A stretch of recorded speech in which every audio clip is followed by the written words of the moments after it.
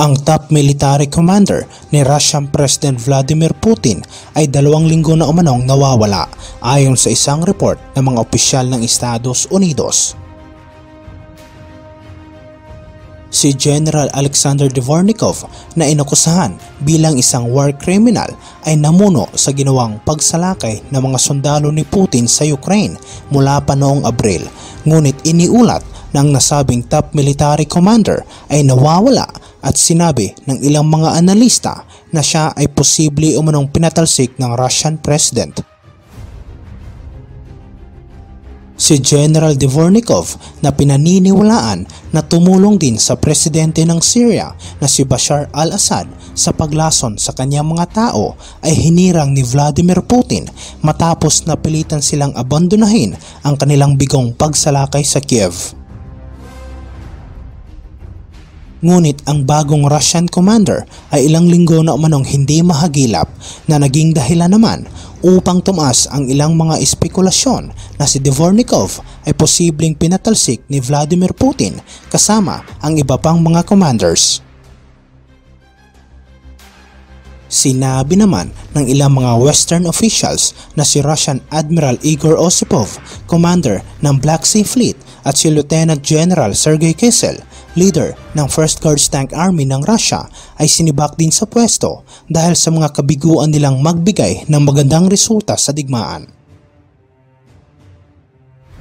Samantala, si General Valery Gerasimov, ang hepe ng General Staff ng Russia, ay pinaniniwalaan ding nawawala, ngunit sinabi ng Ukrainian intelligence na siya ay sinuspinde ni Vladimir Putin habang pinapasyahan pa ang kanyang magiging kapalaran. Iniulat ito matapos sabihin ng mga opisyal ng Estados Unidos na inuulit na naman ng Russia ang parehong mga pagkakamali sa ginawa nitong pagsalakay sa Kiev na naging dahilan upang ituon nila ngayon ang kanilang atensyon sa Donbas region. Ngunit sinabi rin ng mga US officials na mga military equipment ng Russia ay madali umanong napupuruhan sa Donbas region dahil sa tindi ng mga ginagawang pag-atake ng Ukrainian military. Sa kabila ng matagumpay na pagkuha ng Russia sa ilang teritoryo sa rehiyon, sinabi ng Estados Unidos ng military strength ngayon ng bansa ay nabawasan ng humigit kumulang 20%, samantala ang mga tropa ni Vladimir Putin ay pinaniniwalaang namamatay sa rate na 100 katao bawat araw. Patuloy din na tumatanggi ang mga Russian na piloto na pumasok sa loob ng airspace ng Ukraine dahil sa takot na sila ay baka mapabagsak ng mga anti-aircraft weapons ng NATO. Sinabi naman ng British intelligence na mayroon umanong mga katibayan ng ilang mga miyembro ng Kremlin na malapit kay Vladimir Putin ay sinusubukang kumbinsihin siya na ihinto ang digmaan. Samantala sa ibang aspeto naman, naglabas ang Ukrainian military ng footage na nagpapakita na winasak nito ang isang Russian military base gamit ang kanilang mga artillery at iniulat na marami umanong mga Russian equipment ang nasira. Ang inilabas na footage na nagpapakita sa isang Russian military base na matatagpuan sa katimugang bahagi ng Ukraine ay iniulat na nakuha umano ng isang drone na kung saan ay ginamit ng Ukrainian military upang subaybayan ang paggalaw ng mga military hardware ng Russia.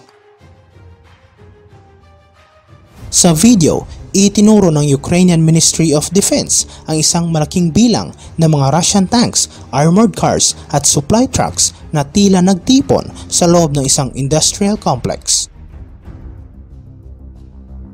Ang mga Russian troops na nakaistasyon sa loob at paligid ng pabrika ay tila hindi namamalayan na sila ay inaatake na ng mga Ukrainians. Tinukoy ng mga anotasyon na inilagay ng Ukrainian military ang lokasyon ng iba't ibang mga piraso ng military hardware ng Russia na nakapwesto sa paligid ng nasabing pasilidad, at pagkatapos ay isa-isa itong pinasabog sa pamamagitan ng mga artillery strike. Ang ginawang pag-atake ng Ukrainian military ay naging dahilan upang masunog ang ilang bahagi ng nasabing Russian facility, at iniulat na sumiklab din umano ang isang malaking apoy sa isang fuel depot. Matapos wakasan ang ilang linggong pakikipaglaban ng mga Ukrainian fighters sa estratehikong port city na Mariupol sa Timog Silangan, ang Russia ay nagsasagawa naman ngayon ng isang malaking opensiba sa Luhansk, isa sa dalawang probinsya ng Donbas. Kontrolado na ng mga separatistang grupo na suportado ng Russia ang ilang bahagi ng Luhansk at karatig probinsya nito na Donetsk bago pa ang ginawang pagsalakay ng Moscow. Ngunit nais ni Vladimir Putin na sakupin ang natitirang teritoryo na hawak ngayon ng mga Ukrainians sa rehiyon. Samantala, sinabi ng Russian Defense Ministry noong nakarang linggo na binomba nila ang mga Ukrainian command centers, mga sundalo at ammunition depot na nasa Donbas at Mykolaiv region na matatagpuan sa katimugang bahagi ng Ukraine sa pamamagitan ng mga airstrikes at artillery. Sinabi naman ng General Staff ng Ukraine na patuloy na binobomba ng Russia ang Severodonetsk at Lysychansk, dalawang syudad na matatagpuan sa Luhansk region.